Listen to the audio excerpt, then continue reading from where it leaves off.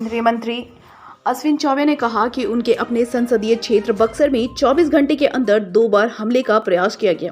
उन्होंने कहा कि यह कुत्सित प्रयास सत्ता संरक्षित गुंडों और अराजक तत्वों द्वारा किया गया। बता दें कि अश्विनी चौबे ने बक्सर के चौसा में हुई हिंसक घटनाओं को किसानों को बदनाम करने की साजिश बताते हुए कहा कि इस षड्यंत्र का खुलासा होना चाहिए।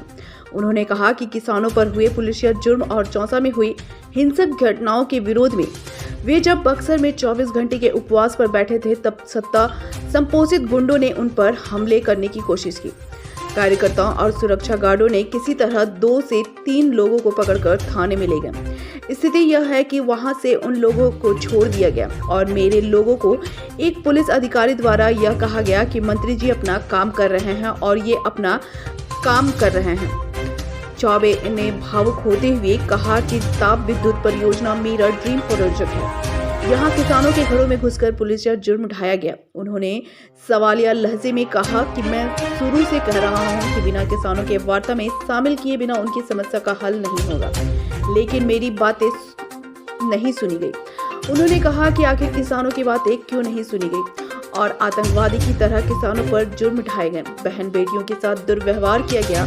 किसान प्लांट के बाहर धरने पर बैठे थे और किसान को बदनाम करने के लिए प्लांट के अंदर वाहन जलाए जा रहे थे। इसके बाद जब सीएम नीतीश कुमार से पूछा जाता है तो कहते हैं कि उन्हें जानकारी नहीं। उप मुख्यमंत्री कहते हैं कि पता लगवा रहा हूं और जिलाधिकारी कहते हैं कि सुबह इसकी जानकारी हुई है। आगे उन्होंने कहा कि इसके बाद समझा जा सकता है कि बक्सर में क्या हो रहा है। जिस तरह बक्सर की घटना हुई है, किसानों पर जुर्म हुआ है, उससे बिहार शर्मसार हुआ है। चौबे ने मुख्यमंत्री को चुनौती देते हुए कहा कि अगर उनमें जेबी आंदोलन का कुछ भी वसूल शेष बचा है तो कायरता छोड़कर मामले की हकीकत जाने। उन्होंने यह भी कहा कि कल रात की दुर्घटना हुई जिसमें वे बाल बच गए, लेकिन पुलिस के जवानों को चोट आई।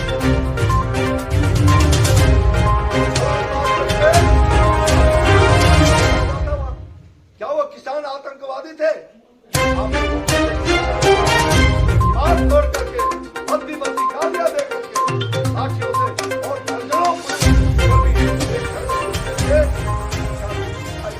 और 3 बच्चों को पकड़ करके वहां से ले गए थे।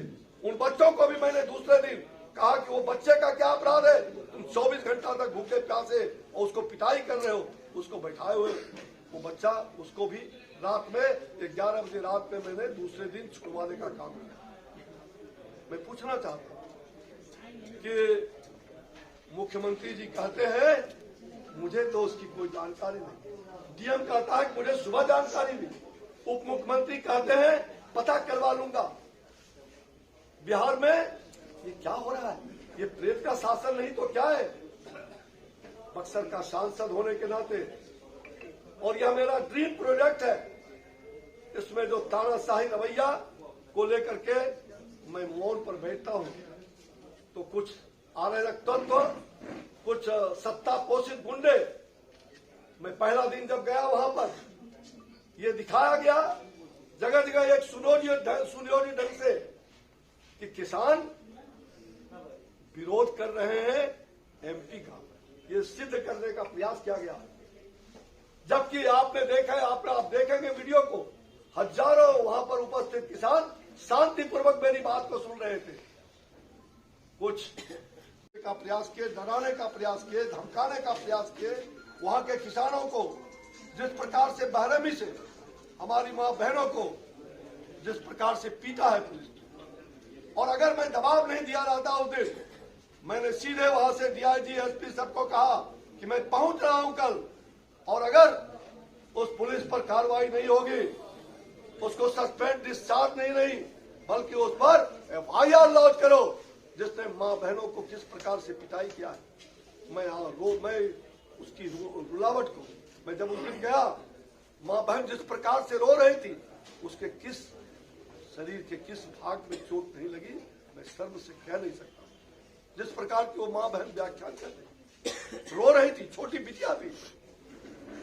मैं दुखी हूं और मैं उसी दुखी मन से हिंसा के खिलाफ, चाहे वो प्लांट के अंदर में सुनियोजित ढंग से हिंसा कराई गई हो, बस को जलाया गया हो, गाड़ी को जलाया गया हो, और उसके एक दिन पहले और 2 दिन पहले वहां हिंसा किया गया और किसानों को बाध्य किया गया, इसके पीछे कौन लोग हैं, वो षड्यंत्रकारी कौन है? मैं ये जानना चाहता हूं नीतीश बाबू, ये राजपाट आप चला रहे हो। मैं कई सवाल आपको सामने रख रहा हूं आज।